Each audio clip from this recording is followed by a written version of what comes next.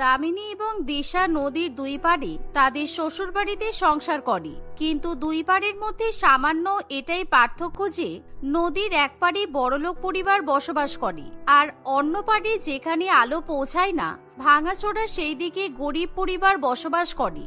দামিনীর শ্বশুরবাড়ি অনেক বড়লোক ছিল, কিন্তু দিশা নদীর অপর পাড়ে খুবই গরিব শ্বশুরবাড়িতে বাস করে। কিন্তু দুজনের মধ্যে একটা জিনিসে খুবই মিল আছে, তারা দুজনেই সুন্দর সুন্দর গাউন পরতে পছন্দ করে। কিন্তু দামিনী যেহেতু বড়লোক, তাই সে সবসময় নিজের পছন্দ মতো জামা কাপড় কিনতে পারলেও দিশা টাকার অভাবে তার পছন্দ মতো জামা কাপড় কিনতে পারে না।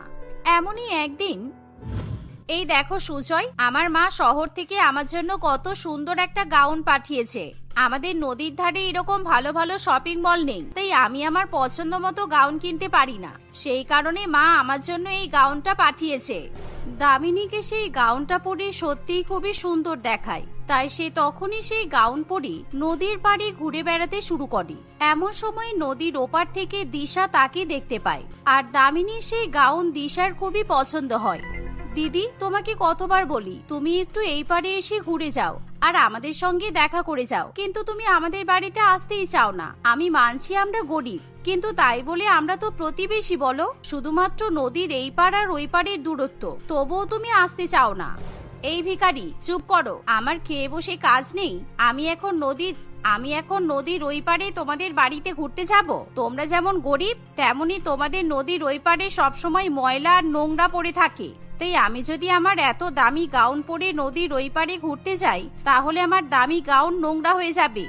দামিনী এই কথা বলে বাড়িতে চলে যায়, কিন্তু দিশার খুবই খারাপ লাগে, কারণ সে গরিব বলে তাকে অপমান সহ্য করতে হচ্ছে।